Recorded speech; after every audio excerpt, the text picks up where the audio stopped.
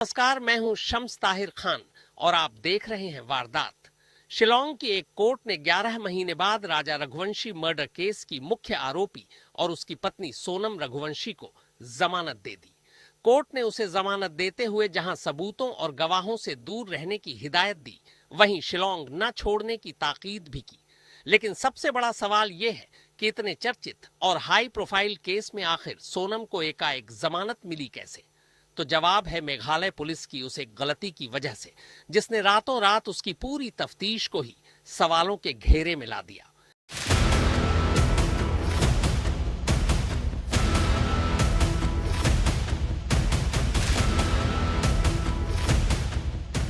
नहीं, हमको इंसाफ नहीं मिला क्योंकि ये ना हम इसलिए चाहते हैं कि अभी तक हम इंसाफ के भरोसे बैठे थे, कि हम कानून के भरोसे बैठे थे कि हमको आज नहीं तो कल इंसाफ मिलेगा। हम अभी तक मूवी पिक्चर में देखा था कि अंधा कानून होता है, यकीन हो गया कि कानून बाकी अंधा होता है। ऐसे किसी नहीं जानते कि कानून पूरा भरोसा था कि हमको न्याय मिलेगा, अगर वहाँ पर सरकार ने उसको जमानत कैसी दे दी।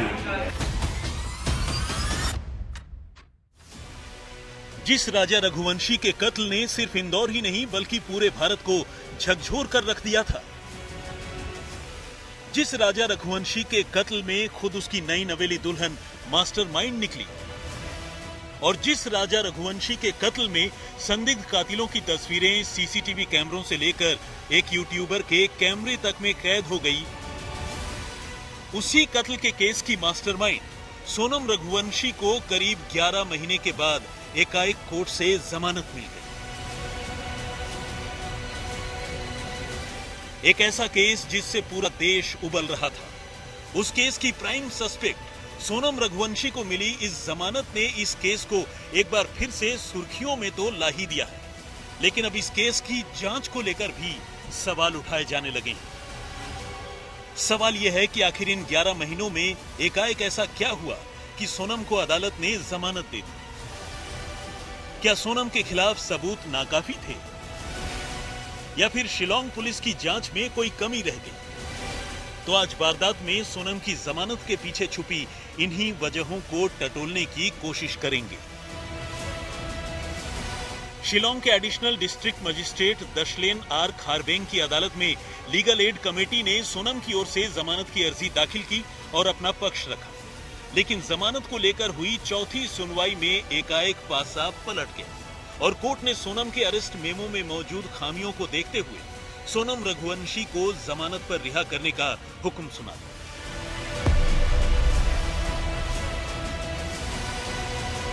असल में पुलिस ने सोनम की गिरफ्तारी से संबंधित दस्तावेजों में धारा ही गलत लगा दी।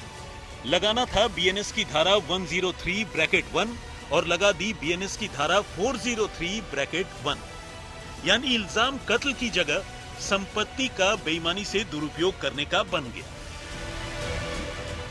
अब आप ही बताइए, कत्ल के इतने संगीन मामले में जिसमें पति के कत्ल के इल्जाम में पुलिस आरोपी पत्नी की गिरफ्तारी के लिए मेघालय से लेकर यूपी तक की दूरी छान रही हो, उसकी गिरफ्तारी के वक्त ही जब इतना बड़ा झोल रह जाए तो उसका फायदा तो मुलजिम को मिलेगा ही। हुआ ये कि इसे सोनम की गिरफ्तारी के मामले में गिरफ्तारी की वजहों की साफ और सही जानकारी न देने के तौर पर देखा गया और कोर्ट ने कहा कि ये गिरफ्तार शख्स के मौलिक अधिकारों यानी 22(1) का सीधा सीधा उल्लंघन है और कानून ये कहता है कि अगर किसी की गिरफ्तारी में इन नियमों का उल्लंघन होता है तो आरोपी को जमानत दी जा सकती है।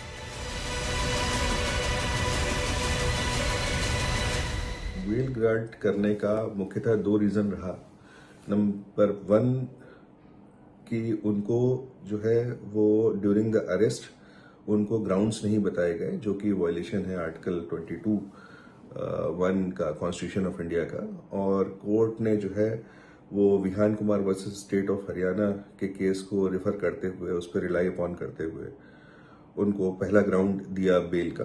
और दूसरा उन्होंने ये कहा कि जो पुलिस के और जो डॉक्यूमेंट्स हैं जिसमें अरेस्ट मेमो और जो फर्दर डॉक्यूमेंट्स हैं जिसपे कंप्लीट चेकलिस्ट होती है और चेक बॉक्स होते हैं जिसमें कि सेक्शंस जो है वो रिफर्ड होते हैं, वो पुलिस ने जो है वो सब नहीं भरे और जो सेक्शन उसमें रिफर किया गया वो सेक्शन 103(1) जो है वो BNS का, उसकी जगह जो कि मर्डर को रिफर करता है, उसकी जगह जो पुलिस ने जो सेक्शन लिख दिया है वो 403(1) है, जो कि डिसऑनेस्ट मिसअप्रोप्रिएशन ऑफ प्रॉपर्टी से रिलेटेड है।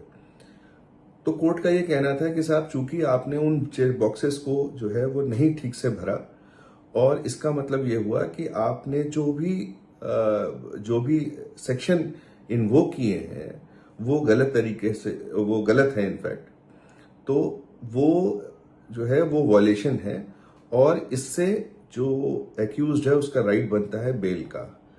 हालांकि पुलिस ने इसे सिर्फ एक लिपिकीय त्रुटि यानी लिखा पढ़ी में रह गई कमी बताने की कोशिश की, लेकिन कोर्ट ने पुलिस की इस दलील को खारिज कर दिया। असल में कमी यह भी रह गई कि मेघालय पुलिस ये नहीं बता सकी कि राजा रघुवंशी के कत्ल के मामले में जब सोनम को 7 जून 2025 को गाजीपुर की कोर्ट में पेश किया गया, तब उसकी ओर से वकील कौन था। इससे यह माना गया कि कोर्ट में अपनी बात रखने या अपने अधिकारों के उल्लंघन को लेकर सोनम तब कोई आपत्ति दर्ज नहीं करवा सकी, जो कि उसके मौलिक अधिकारों का उल्लंघन है। पुलिस के दस्तावेजों में ऐसा कुछ भी नहीं था जिससे यह साबित होता कि उसे गाजीपुर में कोई कानूनी सहायता दी गई थी। ऐसे में कोर्ट ने इसे सोनम को बेल पर रिहा करने का एक आधार मान लिया कि ट्रायल कोर्ट जो है वो प्योरली टेक्निकल ग्राउंड पे गई है। ये बात बिल्कुल सही है कि पुलिस की इसमें घनघोर लापरवाही है, और इतने सेंसिटिव केस को इतने लाइटली लेना और इतना कैजुअल अप्रोच रखना ये बिल्कुल गलत है।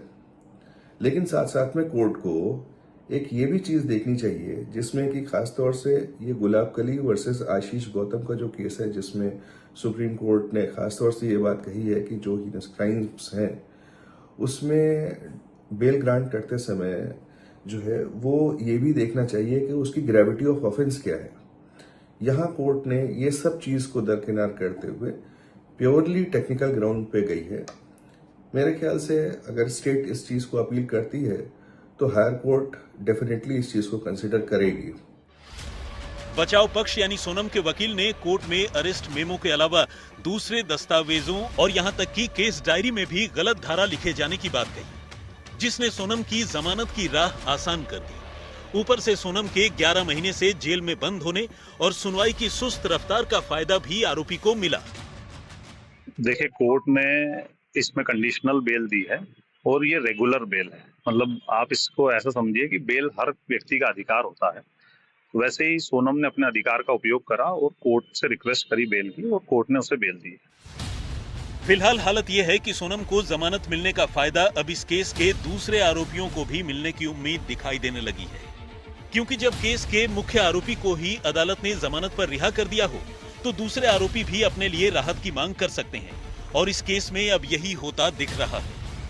So you have seen Sonam has been granted bail by the learned additional deputy commissioner judicial of the East Khasi Hills district, and at the same time yesterday we have also filed the bail applications on behalf of the second accused, that's Raj Singh Kushwaha alias Raj. So his bail hearing is fixed today post lunch. So I won't be able to divert or much of the information as of now, because we are yet to argue the bail applications. And the remaining accused persons, the remaining accused persons also we have been approached. So we will be filing shortly for the bail applications for the remaining persons. So what are your expectations, like, if you can just...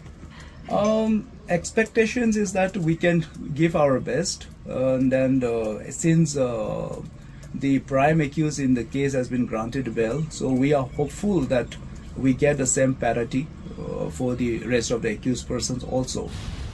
हालांकि सोनम को जमानत देते हुए court ने उसके सामने कुछ शर्तें भी रखी हैं, जिनमें उसे सबूतों या गवाहों से दूरी बनाकर रखने और इनसे किसी तरह का छेड़छाड़ न करने की चेतावनी दी गई है। उसे हर पेशी पर कोर्ट में हाजिर होने को कहा गया है और कहा है कि वो बगैर इजाजत शिलोंग जिले से बाहर न जाए। जमानत के लिए 50,000 रुपए के मुचलके की शर्त भी थी, जिसे इंदौर से शिलोंग पहुंचे सोनम के पिता देवी सिंह ने भरा। हालांकि शिलोंग जेल के बाहर देवी सिंह से मीडिया ने बातचीत करने की कोशिश की, लेकिन देवी सिंह ने अपना मुंह सी रखा था।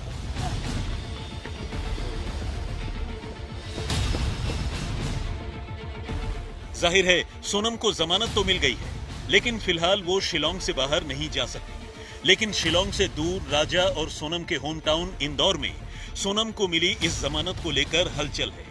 राजा के भाई ने जहां इस फैसले को हाई कोर्ट में चुनौती देने की बात कही है, वहीं उसकी मां अब इतनी नाउम्मीद हो चुकी हैं कि अब इतने महीने बाद इस केस की सीबीआई जांच की मांग करने लगी है। सोनम इतनी बड़ी साजिश रची, सोनम इतना बड़ा मास्टरमाइंड निकली थी और सोनम ने ही मतलब पूरी साजिश रची थी और सोनम ने इस आंख के सामने राजा को सोनम की आंख के सामने मारा गया था। और सोनम झूठ कैसे बोल सकती है कि मेरे को पता नहीं था कि मेरे को किस लिए लेके जा रहे थाने पे। क्या कहेंगे जमानत के बाद इंदौर आने का भी उसका प्रयास रहेगा? क्या मदद कर रहे थे गोविंद लोग?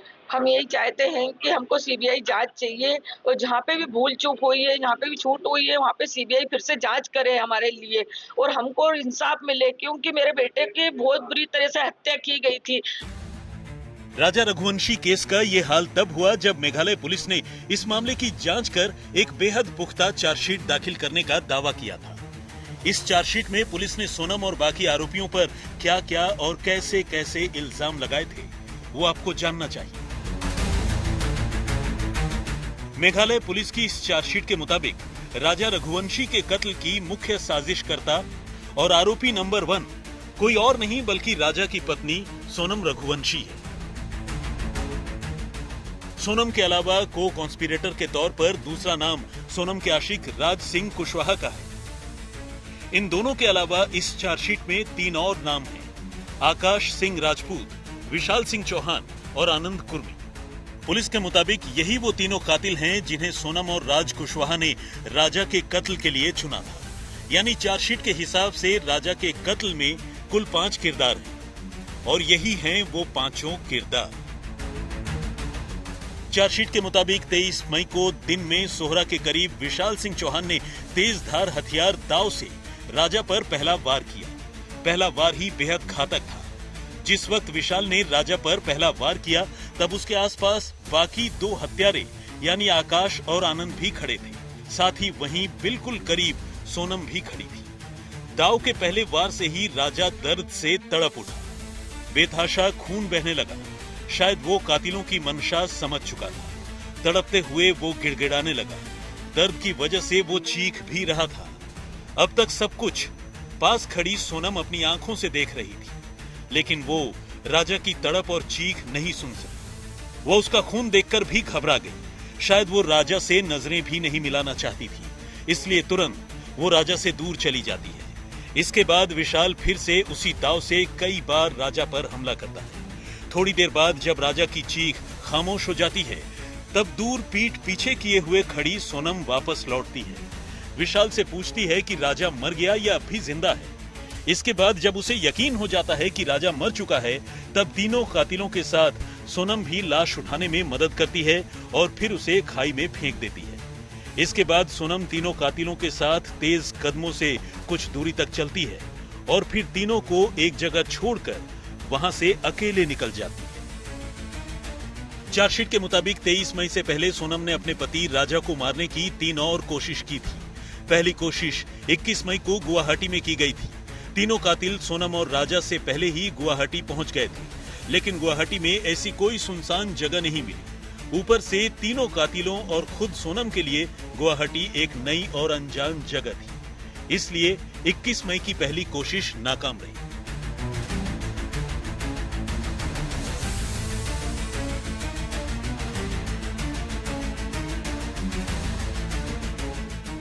चार्जशीट के मुताबिक राजा रघुवंशी हत्याकांड के दिन मौका वारदात पर कुल 4 लोग थे। सभी की अपनी अपनी भूमिका थी। सोनम को सेल्फी लेने के बहाने राजा को सेल्फी पॉइंट तक ले जाना था। सेल्फी पॉइंट पर पहुंचते ही उसे विशाल को इशारा करना था। इस इशारे के बाद विशाल को राजा पर हमला करना था। विशाल तीनों कातिलों में वो कातिल था जिसे राजा पर पहला वार करना था। अगर राजा उसके काबू में नहीं आते तब बाकी दोनों कातिलों को आगे आना था। चार्जशीट के मुताबिक बाकी 2 कातिलों को मौका ही नहीं मिला, क्योंकि सोनम के इशारा करते ही विशाल ने दाव, जो एक तरह की छोटी कुल्हाड़ी होती है, उससे राजा के सिर पर पीछे की तरफ एक के बाद एक 2 वार किए। इंदौर से धर्मेंद्र शर्मा के साथ आज तक ब्यूरो।